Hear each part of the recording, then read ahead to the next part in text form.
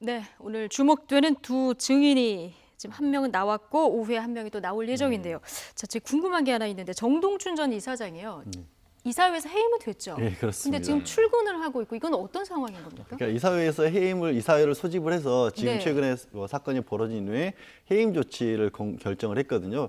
그런데 정동춘 이제 이게 전 이사장이라고 해야 할지 예, 전 이사장은 어떻게 법적으로는 주장을 하고 그렇죠. 있냐면 예. 그날 이사회 소집 절차가 법 위반이라는 겁니다. 이사장이 자신에게 통지도 안 하고 소집을 했고 이사회 결의서 자체도 이사 몇몇이 문서를 위조해서 만들었기 때문에 그걸 형사고소를 하고 또 이사회 효력이 없다고 효력정지 가처분 신청도 했고요. 그에 맞서서 이사회에서는 이사 지위가 없다, 이사회 지위 부존재 확인 청구 소송을 또 한 상태입니다. 그렇기 때문에 양쪽의 법정 다툼을 벌이는 사이에 정동춘 이사장은 나에 대한 해임 결의가 무효였기 때문에 아직 나는 출근할 수 있다라고 하면서 출근을 고집하고 있는 그런 상황입니다. 대표가 출근 투쟁을 하는 거죠. 그렇습니다. 해임된 대표가 출근 투쟁을 하는 상황인 거죠. 이사장이죠. 네. 그런데 또 재밌는 것은 오후에 지금 출석하는 노승일 부장은 또 정동춘 이사장이 해임을 시켰어요. 그렇죠. 어찌 보면 뭐 재단에 이제 해를 끼쳤다라고 하는 여러 가지 이유로. 근데 이 두 사람은 사실은 청문회에선 또 맞섰던 인물입니다. 네. 어찌 보면 정동춘 이사장은 이 재단을 좀 지키고 최순실 씨를 편드는 입장이었고 노승일 부장은 이 최순실의 한때 측근이었으나 내부에서 본인이 보고 들은 것을 다 폭로하는 내부 고발자 역할을 하는 상황이었고 신변의 위협을 느꼈다라고 얘기하지 않았습니까? 근데 오늘 오전 오후 이렇게 교차해서 두 명이 나오는데 결국 내용상으로는 네. 대통령과 최순실 씨에게 유리한 증언은 뭐 하나도 없었던 것 같아요. 왜냐하면 정동춘 이사장마저도 재단 설립은 대통령이 했다고 판단한다. 그러니까 지금 말씀하신 이 발언이 굉장히 주목이 되는 상황입니다. 오늘 오전에 가장 충격적인 뭔가 이 내부자라고 생각했던 인물이 사실은 진실을 밝히는 상황. 그리고 여기서 어떤 문제가 또 생기냐면 최순실의 공판이지 않습니까? 네. 최순실 씨 그동안 무슨 얘기를 했냐면요. 미르재단과 K스포츠재단 내가 관여한 바 없다. 그것은 고영태가 하나는 주도했고 하나는 차은택이 주도했고 나를 이제 연루시킨 것처럼 이제 음모에 나를 빠뜨린 것이지 나는 관여한 바 없다. 이렇게 얘기를 했어요. 하지만 진술이 엇갈려서 하지만 내가 폐업을 판단했고 폐업하라고 명했다. 이런 얘기를 또 해서 관여한 것인지 안 한 것인지 본인의 진술도 왔다 갔다 하는데 명백하게 최순실이 실질적으로 인사권을 행사했다. 증언을 했고요. 대통령이 만든 것으로 판단한다. 그렇지 않고서야 어떻게 정경련 같은 조직이 대기업이 일사불란하게 800억 가까운 돈을 출연할 수가 본인이 있겠느냐. 생각해도 이상하다는 거죠? 네네, 이 이야기를 진술을 한 겁니다. 그러니까 이 정도 협찬은 대통령 정도 권력이 있어야 가능한 일이다라는 얘기를 한 거니까 결국 대통령 뜻이 최 씨를 통해서 재단에 반영됐다. 이런 얘기인 거잖아요. 그런 식의 얘기를 한 거고 그럼 정동춘 이사장은 왜 이런 얘기를 할까를 생각을 해보면 본인이 최 씨 때문에 여기 낙하산으로 들어왔다는 식의 그걸 받아들이기가 싫은 겁니다. 이게 대통령의 뜻이었고 자신은 정당하게 어떤 인사 과정을 거쳐서 앉혔는데 대신에 일을 하면서 보니까 최순실이라는 사람이 굉장히 깊이는 개입돼 있더라. 하지만 그거는 대통령의 뜻이었다라고 주장을 하는 거죠. 최순실이 좌지우지한 게 아니라. 근데 이게 다른 정황들을 놓고 보면 어쨌든 최순실 대통령 두 사람 다 K스포츠에 관련돼 있다는 얘기를 본인이 하고 있는 거예요. 근데도 지금 자기 하나의 어떤 법적 지위 말씀드렸다시피 이사장으로서 정당하게 일을 하고 있었고 자기가 이사장 자리에서 물러날 이유가 없다는 것을 주장하기 위해서 지금 그런 증언을 쏟아내고 있는데 그게 어떤 법적으로 자기에게는 오일할지 모르겠지만 현재 전체 상황을 놓고 봤었을 때는 K스포츠와 관련해서 대통령이 직접 관여했다라는 가장 결정적인 증언들을 또 하고 있는 셈이 되는 그러니까 거죠. 정동춘 전 이사장은 사실 청문회에서도 좀 뻣뻣한 태도로 논란에 일기도 했습니다. 특히 여러 가지 말을 했는데 그때 마사지숍 운영했죠 이런 얘기를 했는데 굉장히 민감한 반응을 보였거든요. 이때 청문회 장면 한번 보고 다시 오겠습니다.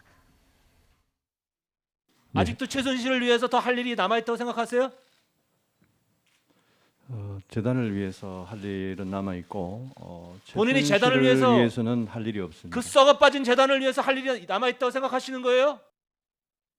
정동춘 증인은 CRC라는 이름의 마사지 샵을 운영한 적이 있죠. 마사지 샵이 아닙니다. 뭐 이름은 뭐라고 붙어 있든 운동 회복 기능 센터라고 되어 있든 어쨌든 마사지를 한 걸로 되어 있고 마사지 안 했습니다.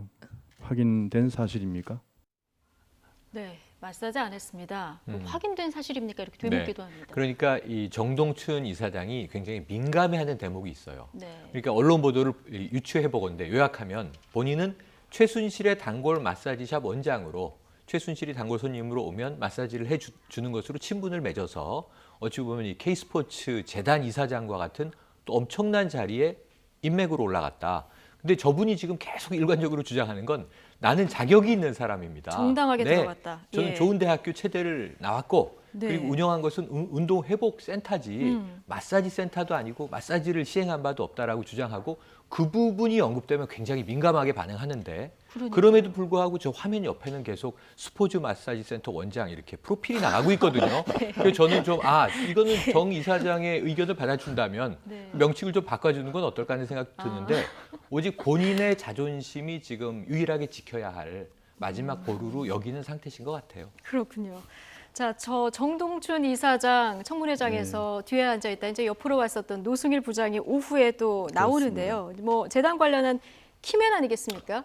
핵심 중에 핵심이죠. 예. 일단 노승일 부장 같은 경우에는 K스포츠가 만들어졌고 독일에서 최순실 씨가 삼성으로부터 지원을 받아서 승마 관련 일을 할 때 가장 중재 역할을 했었던 거죠. 삼성과 최순실 씨와 이 컨설팅 계약을 체결할 때도 노승일 씨가 주관을 했었고 노승일 부장이 했었고 그다음에 이제 본인으로서는 이제 굉장히 억울하게도 최순실 씨로부터 버림을 받았고 그래서 독일에 머물면서 최순실 씨 집에서 계속해서 관련 자료들을 다 심지어 뭐 얘기를 언론에 보도가 된 바로는 나중에 최순실 씨한테 뺏길까봐 그 자료도 USB 하나 또 다른 그래픽 카드 하나 많은 신발 깔창 밑에 숨겨서까지 독일에서 한국으로 들어왔었고 그러니까요. 그거를 네. 이제 특검의 검찰 조사를 받으면서 이렇게 물었다는 거 아니에요 검사에게 이거 감당할 자신 있냐라고 하니 검사가 대한민국 검사가 그것도 감당을 못하겠냐 하면서 그때부터 폭로를 했다고 하니까 이게 단순한 진술뿐만 아니라 일종의 물증이라고 할 수 있는 객관적 자료들도 많이 가지고 있던 사람인지라 오늘 재판 나와서 최순실이 결국에는 이 K스포츠 재단 만든 것들이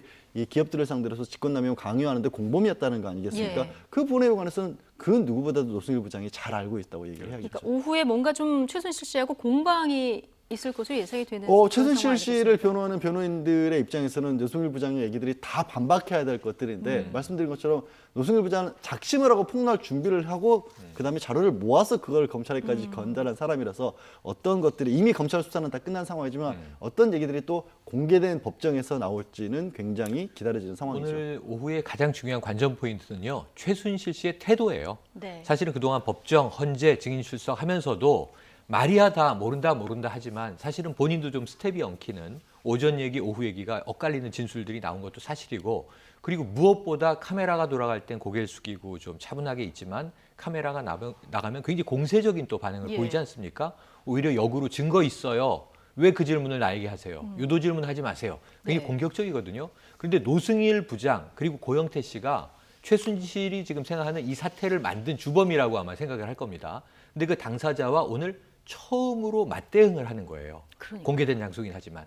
저는 최순실 씨가 상당히 좀 격분할 수 있고 그것이 오히려 최순실의 입에서 그동안 듣지 못했던 또 다른 이야기가 나올 수 있는 그런 이제 여지가 있는 기회다라고 보는데 그럼에도 불구하고 아마 노승일 부장 그동안은 상당히 무서웠다라고 얘기를 했거든요. 그렇죠. 그 두려움을 또 극복해야 되는 네. 심정의 안타까움도 있는데 최순실이 어쨌든 좀 법정에서 오늘 노승일 씨와 맞부딪혀서 이 불꽃 공방에서 뭐 막말은 하지 않았으면 좋겠다 하는 심경입니다.